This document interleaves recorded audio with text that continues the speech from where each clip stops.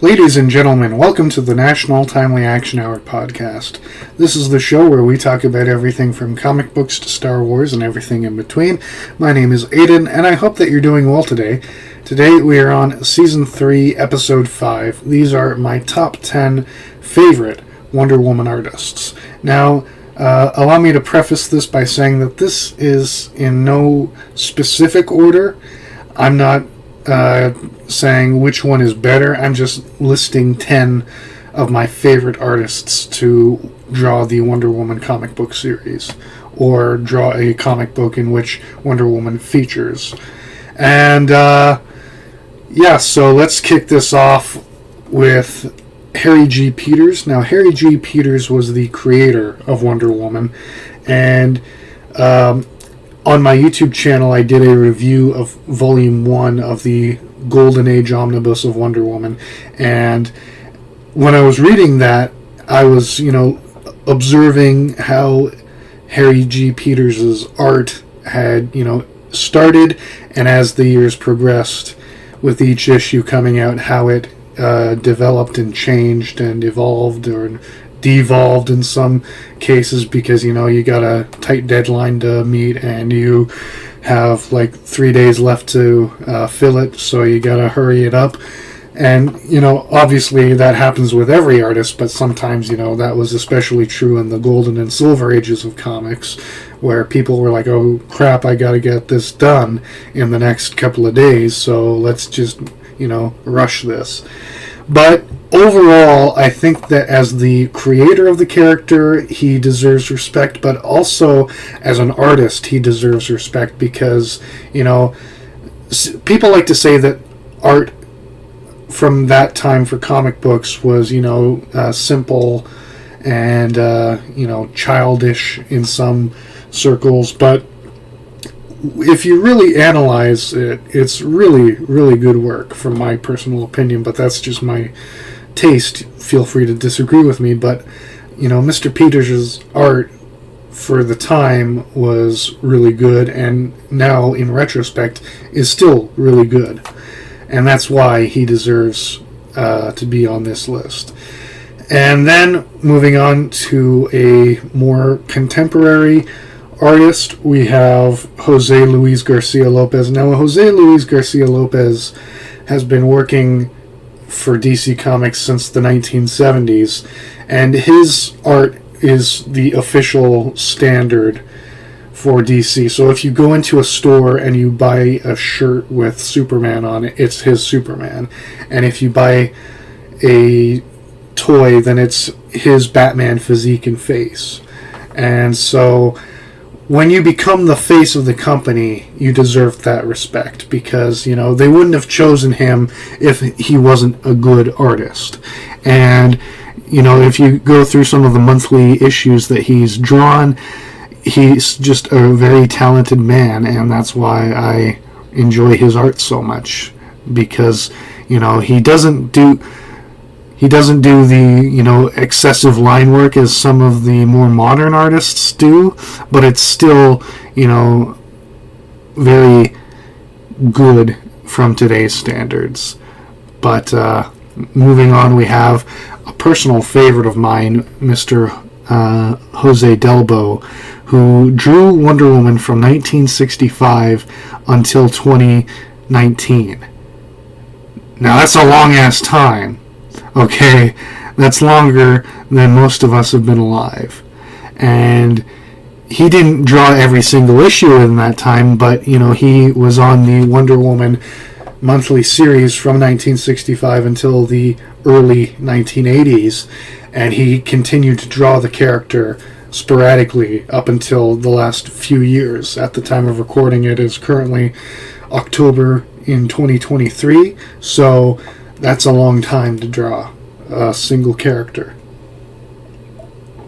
And I just think that his art was spectacular then and is still spectacular now. And I just really, really like the way he draws Wonder Woman. And he did her costume redesign in 1982, and on my YouTube channel I did a review of that specific issue. It's great, and I definitely recommend it, and please check out my review of it. Then moving on, we have George Perez, who died last year. May he rest in peace. And George Perez is such a talented artist. We all in the comic book community can agree that he was one of the top 5 in general, not just for Wonder Woman, but of all the major comic book characters. He drew Superman, he drew the X-Men, he drew everyone. And I just really love George Perez's Wonder Woman run post-Crisis, because post-Crisis he was assigned to the Wonder Woman book. Initially, Len Wein, creator of Wolverine, wrote it, and then he left, and George Perez was both drawing and writing the series up until 1994. So he was on it for a good amount of time, and before that he had drawn Wonder Woman in Justice League books and Teen Titans books, because he drew Teen Titans for a long time, and Wonder Girl, Wonder Woman's sidekick, is a founding member, so obviously they're going to have a crossover. But I really love how he gave her like big curly hair in the late 80s, early 90s. His look for Wonder Woman was, pretty standard for the time in the way of her costume and the overall look, but he gave her slight differences that made her uniquely his own, like the big curly hair and the more defined cheekbones, and a bit more buxom, because it was, the 80s, so a lot of women were doing aerobics and all that. But, George Perez, 10 out of 10. Then we have Mr. Mike Deodato Jr. Now, Mike Deodato Jr. drew Wonder Woman in the mid-90s and up until the, early 2000s. And when he draws women, they are very, very sexy. And he draws the overly muscular guys with the very defined physiques. And with Wonder Woman, he also wanted to give her, a six-pack and defined muscles, and I really enjoyed that. And the way that he had her was similar to Perez, with the big curly hair and the big bazookas. And then he also was like, I want to make her a bit more feminine, less warrior, but still strong, and I like that. Then we have Jim Lee, and Jim Lee is one of the best artists of all time, hands down. And he recently came out with a new poster for Wonder Woman, which is supposed to match up with a Superman poster he did back in 2004, and a Batman poster he did the year prior.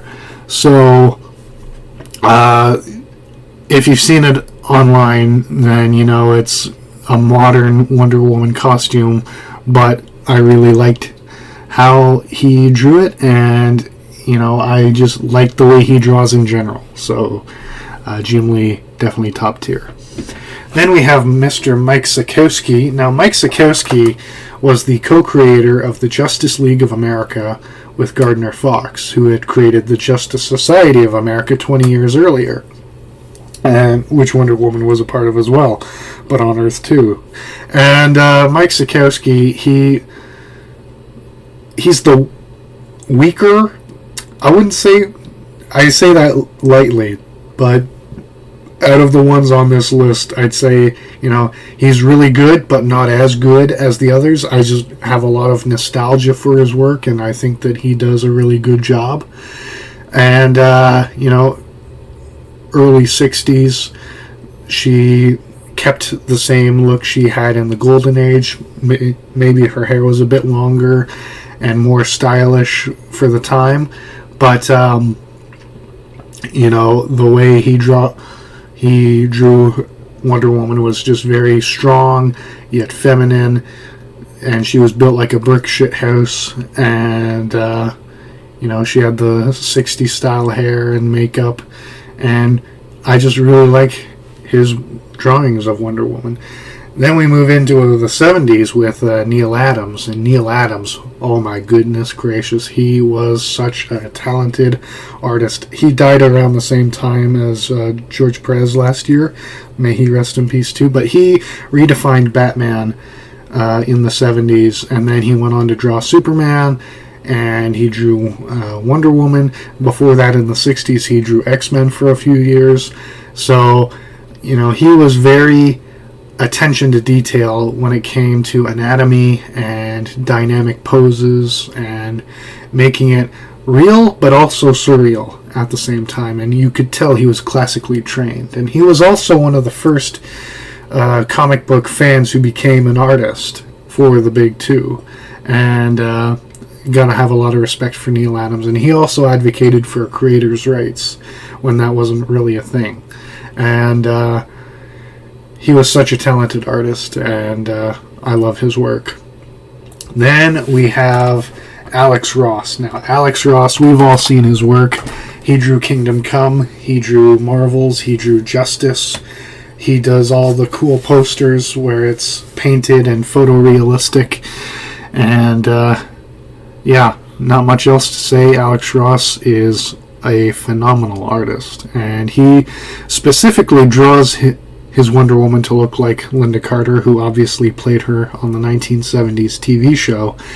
And when I think of Wonder Woman, I immediately think of his drawing from Kingdom Come, where she goes to talk to Superman, and she's just all that ass on a Thursday afternoon.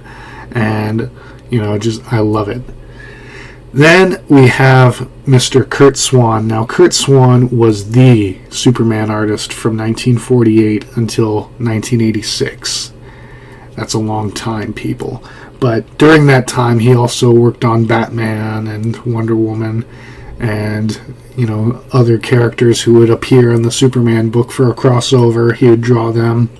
So, when I say Curt Swan is one of the legends of the industry, he is up there with Jack Kirby and Steve Ditko and all those great guys. And, he was a contemporary of them. And, Curt Swan, he just knew how to make a character leap off of the page because they were always in dynamic poses and they always looked really cool. And, for the most part, they looked like real people, but larger than life, if that makes any sense. But, Curt Swan, definitely one of the best. And an honorable mention, we have Kurt Schaffenberger. Now, Kurt Schaffenberger famously was the artist for the comic book series Superman's Girlfriend, Lois Lane. And there were a few issues of that series where Wonder Woman showed up, and she and Superman would team up, and then she and Lois would, get jealous of each other because they both had a crush on Superman. But then Superman would always go home to Lois. But Kurt Schaffenberger, he also went with the, very statuesque look for Diana. And he always drew her similar to Lois. I mean, when you're on a deadline, you gotta make sure that you're pumping out the right art, and so you're like, okay, it's a woman. She's got black hair. There you go. But, she was also distinct from his drawings of Lois, but also, her similar equal, if you will. That doesn't make any sense. But, they had similarities and they had differences, and I just really like how he draws women specifically. Not that he doesn't draw men to be sexy and cool, but homie, don't play that.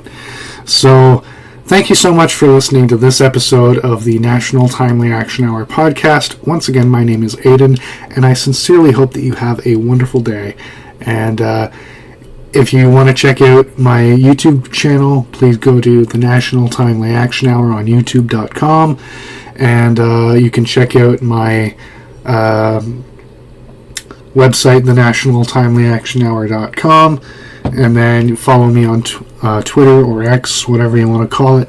It's at Dabuda99, and I have my Facebook page at National Timely, and I've got my TikTok at AidenVaughn75, and we've also got our Discord server, which is linked in my YouTube videos, so if you want to chat and send memes, you can do that.